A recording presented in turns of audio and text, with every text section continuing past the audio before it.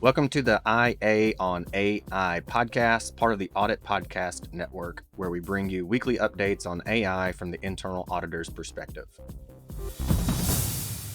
Hey, everybody. This week, instead of going over some AI related news, I wanted to point you to a post on LinkedIn from Tom McLeod. Tom has been on the Audit Podcast, he's been on other podcasts as well. So if you search Tom McLeod, that's McLeod.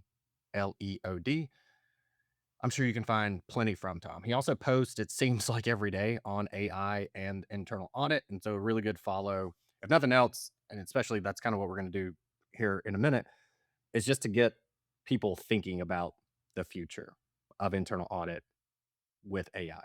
So I'm not going to read the entirety of the post. And if you are watching us on YouTube, then you can see the post that I'm talking about. So I'm just going to read the first 2-3 sentences and then we'll kind of dig into it. Tom says, I may be wrong. Internal audit is approaching the largest redesign in its history. Personally, I think we're all probably agreeing to that.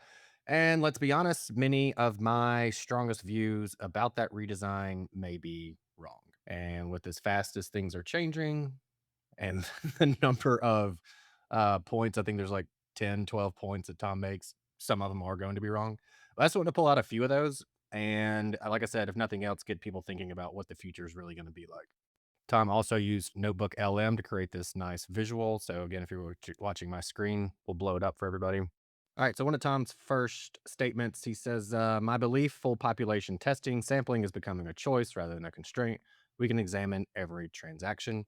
And so Tom puts like his belief, what he thinks is going to happen, and then he also states why it may be wrong. And so he goes on to say why it may be wrong. Examining every transaction does not help if we have fundamentally misunderstood the transaction, the population, or the true nature of the harm or the risk. Totally agree. And I think Tom has said something similar, but continuous auditing, full population testing has been around, at least conceptually, forever. And I know in doing continuous auditing, continuous monitoring projects with clients, that whenever the solution is built and then it goes to management, they go, awesome. We are not going to sit here and get audited for every transaction. And then you send us a sample of 25 every month, quarter, whatever it is. It just doesn't work out very well without management's buy-in. And so the way I kind of illustrate this so that we can empathize with management, imagine if literally every audit we ever did and every procedure within every audit we ever did was audited by a third party, and then just constantly them going, this is wrong, this is wrong, this is wrong, you got to do this, you got to fix this. I just don't know if management wants full population testing for seemingly every control. So I think we do need to be strategic in where we do full population testing going forward. One of Tom's other beliefs, continuous assurance will seamlessly produce earlier warnings for emerging risks. I think that makes sense. That's logical. Why that may be wrong, Tom goes on to say it could create a vast organizational nervous system that detects everything, understands little, and makes everyone responsible for nothing. I could definitely see this being played out like that also, similar to the if we are doing continuous assurance or we're testing full populations, there's going to be so much that what is management and what are we really going to pay attention to?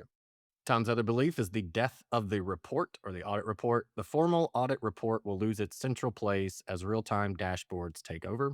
Why Tom may be wrong. Organizations still need a moment when analysis stops and a named human being is required to definitely say, this is what I believe.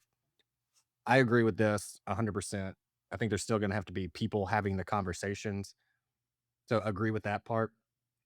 The other thing in building dashboards for management and internal audit and talking to teams who have built hundreds, probably thousands at this point, I promise you, just because you build a dashboard, that doesn't mean anybody's going to look at it. One of the number one questions we ask when people start talking about dashboards that they've already developed, either for internal audit or management, I go, can you see who's using that dashboard and how often?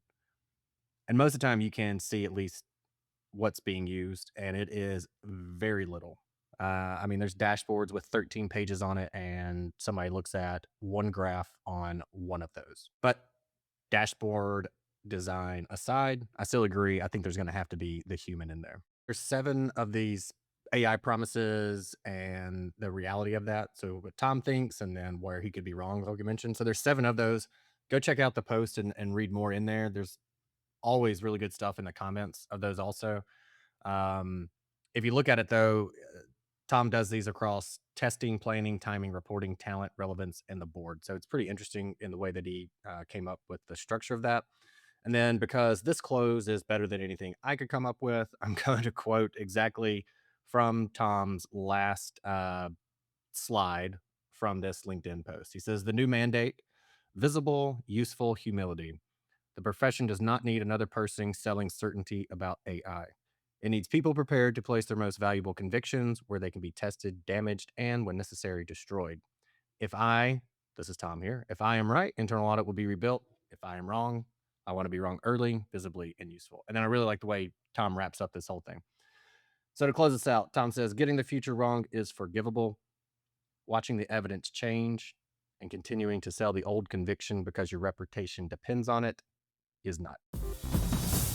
Thank you for listening, and be sure to follow the link to greenskiesanalytics.com in the show notes and schedule time to see how Green Skies can make the hype of AI a reality in your internal audit department.